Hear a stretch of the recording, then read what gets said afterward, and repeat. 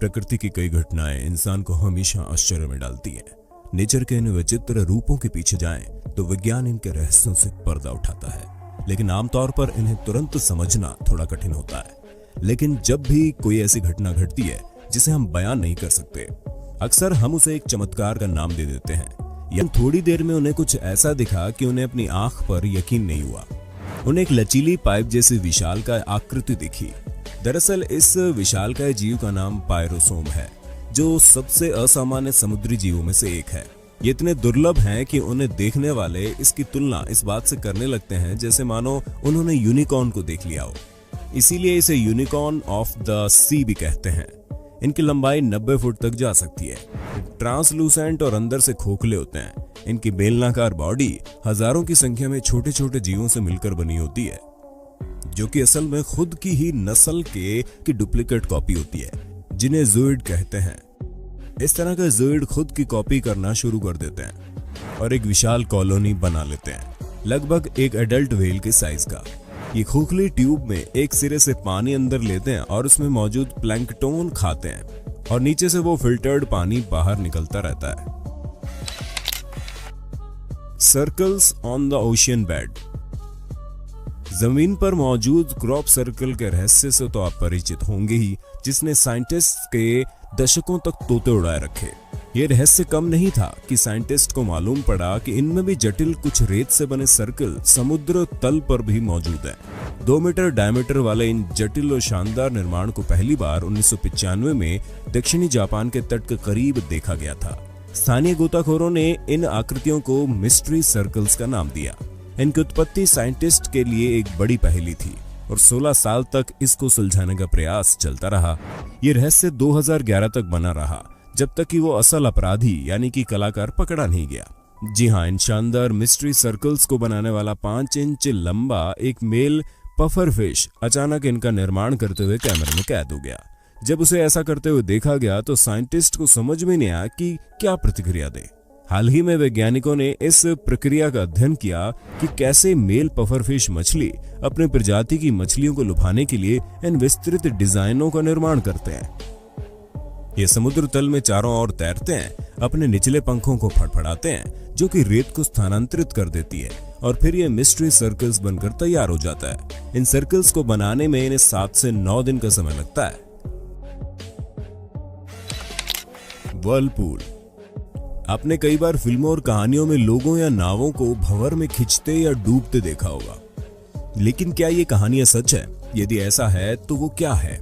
संक्षेप में बोलें तो पानी का एक भंवर जो कि अपने आप में सेंटर में खिंचाव बल बनाता है और अपनी पहुंच में आने वाली आसपास की सभी चीजों को अपने अंदर खींच लेता है। ये अलग अलग दिशा में आने वाली धाराओं की मदद से बनता है और अक्सर मौसम भी इसका मुख्य कारक होता है, जो कि एक भंवर के बल और विनाशकारी शक्ति को निर्धारित करता है। अधिकांश भंवर अधिक शक्तिशाली नहीं होते हैं। अधिक शक्तिशाली भंवर को सामान्य तौर पर अंग्रेजी में मेलस्ट्रोम्स कहते हैं। ऐसे किसी भी भंवर के लिए वोर्टेक्स शब्द उचित है, जो किसी भी चीज को अंदर खींचकर तल तक पहुंचा सकता है। कुछ ऐसा कि सिंक या बाथ टब में भी देख सकते हैं, लेकिन यहाँ पर इनका निर्माण प्राकृतिक तरीके से होने वाले भंवरों में अलग होता है। छोटे भंवर झरनों के आसपास दिखाई दे सकते हैं, लेकिन नियाग्रा झरने जैसे शक्तिशाली झरने के मामले में बनने वाले भंवर काफी शक्तिशाली हो सकते हैं। बड़े जहाज को आमतौर पर इन भंवरों से खतरा नहीं होता। हालांकि प्राचीन इतिहास की कुछ कहानियां बताती है कि ये जहाजों को अंदर खींच कर ले गया है, लेकिन हाँ, तैराकों और छोटी नाव को जरूरी अंदर खींचकर तल पर पटक सकते हैं, जिससे डूबने से मौत हो सकती है।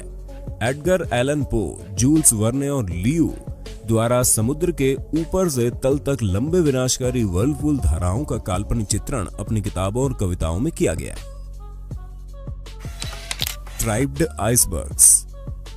जब भी आप अंटार्कटिका के बारे में सोचते हैं तो आपके दिमाग में बस विशाल चारों तरफ फैले सफेद आइसबर्ग ही आते होंगे, लेकिन अगर हम कहें कि इसके अलावा नीले, हरे, पीले और यहाँ तक कि भूरे रंग के शानदार डिजाइन वाले भी आइसबर्ग भी मौजूद हैं, तो शायद एक बार को आप चौंक जाएंगे। लेकिन ये सच है और इन्हें स्ट्राइप्ड आइसबर्ग कहते हैं। स्ट्राइप्ड आइसबर्ग तब बनते हैं जब समुद्र का नीला और अंटार्कटिक का पारदर्शी बर्फ और दरारों में एक साथ मिलते हैं। बर्फ पिघलता है और पानी जम जाता है और ये प्रक्रिया बार बार लगातार होती रहती है। अलग अलग रंग अलग अलग कारण से दिखाई देते हैं। नीली धारियां सबसे आम है और वो तब बनती है जब बर्फ में मौजूद दरारें पानी से भर जाती हैं और ये इतनी तेजी से फ्रीज होता है कि बुलबुले नहीं बन पाते। हरी धारियां तब बनती है जब दरारों से भरने वाले पानी में एल्गी की मौजूदगी होती है। भूरी, पीली और यहाँ तक कि काली धारियां गंदगी और अन्य कण पानी में मिल जाने के कारण बनते हैं और फिर धारियों को बनाते हुए बर्फ के डिजाइन में ढल जाते हैं। वैसे तो ये दुर्लभ नहीं है, लेकिन अभी भी काफी असामान्य है। नॉर्वे के नाइक ओइविन टेंजेन ने पहली बार इन ग्लेशियरों की फोटो को खींचा और उनका वर्णन किया था। Frost flower. 2 सितंबर 2009 को उत्तरी ध्रुव से वापस घर जा रहे वॉशिंगटन विश्वविद्यालय की जीव विज्ञान टीम ने जमे हुए फूल जैसी आकृति समुद्र के ऊपर चारों तरफ घास के मैदान की तरफ फैली हुई देखी तो वो दंग रह गए। उस जगह मौजूद समुद्र की हर जगह पर वो आकृतियां फैली हुई थी। उनके पिघलने पर जब 1 से 2 मिलीलीटर पानी की जांच की गई तो उसमें लगभग 1 लाख बैक्टीरिया पाए गए। आपको बता दें, ये नाजुक फूल वास्तव में ज्यादातर लोगों की जानकारी में नहीं है। वजह ये कि ये फूल आमतौर पर ठंडे पानी में नई बर्फ पर ही दिखाई पड़ते हैं। ये सामान्य रूप से कम तापमान में या लगभग शून्य हवा के बहाव में पनपते हैं। जब एटमॉस्फेयर का तापमान जमी बर्फ से भी कम हो जाता है तब ऊपर मौजूद पानी में ये संरचनाएं डायमीटर में लगभग 3 से 4 सेंटीमीटर तक खिल जाती हैं और अक्सर दिखने में वास्तविक फूलों के समान होती है। फ्रॉस्ट फ्लावर में नमक की मात्रा बहुत अधिक होती है, जो कि उनके क्रिस्टल जैसे दिखने के पीछे का रहस्य है। Lake candy. कजाकिस्तान स्थित लेक कैंडी नाम से मशहूर झील किसी अजूबे से कम नहीं है। ऊपर से खूबसूरत झील की तरह दिखती है, लेकिन करीब जाने पर देखेंगे तो सतह से बाहर एक अजीब लकड़ी के खंभे निकले। असल में पेड़ों के हिस्से हैं, इसके बाकी हिस्से पानी के नीचे डूबे हुए होते हैं, यानी पानी के भीतर ये पेड़ एक पूरे जंगल के रूप में मौजूद है। झील में अंदर की ओर बढ़ते पेड़ किसी अजूबे से कम नहीं है। इन पेड़ों की संख्या इतनी ज्यादा है कि अब तक घने जंगलों का रूप ले चुके हैं। दरअसल 1911 में आए भूकंप के चलते ऐसा हुआ, जब एक लैंडस्लाइड के बाद पहाड़ का मुंह बंद हो गया था और वहां एक प्राकृतिक डैम बन गया। इसके बाद इतनी बारिश हुई कि पूरा एरिया बारिश के पानी में सरोबार हो गया। भले ही झील के बाहर पेड़ सूख गए, लेकिन जंगलों के पानी में डूब जाने से उनके बीज हरे भरे रहे और इस चमत्कारी झील का रूप ले लिया।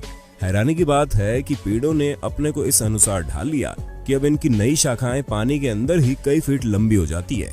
ये झील समुद्र तल से लगभग 2000 मीटर ऊपर स्थित है और इसका पानी बहुत ठंडा है। इस झील की खूबसूरती को पास से देखने का अपना ही मजा है। इसके आकर्षण का केंद्र फिरोजा पानी है, जिससे झील के अंदर तक का नजारा साफ साफ दिखाई देता है। ये झील सर्दियों के मौसम में जम जाती है। Methane bubble. जमी हुई झील के नीचे फंसे हजारों बुलबुले देखने में जरूर आपको असाधारण रूप से सुंदर लग सकते हैं। हालांकि ये सिर्फ कोई आम हवा के बुलबुले नहीं है, बल्कि एक अत्यधिक घातक और ज्वलनशील मीथेन गैस के बुलबुले हैं, जो झील की जमी हुई सतह के नीचे सिर्फ कुछ इंच नीचे फंसे रहते हैं। ये घातक बुलबुले तब बनते हैं जब झील में मौजूद पौधे मीथेन गैस छोड़ते हैं, जो सतह पर पहुंचने तक जम जाती है। इस घटना के सबसे आश्चर्यजनक दृश्य कनाडा के अल्बर्टा में लेक अब्राहम के ऊपर देखे जा सकते हैं। अगर आप इन्हें फोड़कर आग लगाएंगे तो हवा में आग लगते आप आसानी से देख सकते हैं।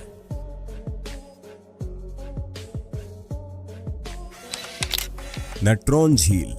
तंजानिया में एक झील मौजूद है जहां जाने वाला हर पशु पक्षी देखते ही देखते पत्थर बन जाता है। ये रहस्यमयी झील तंजानिया के उत्तरी भाग में है। उस झील का नाम नेट्रॉन झील है।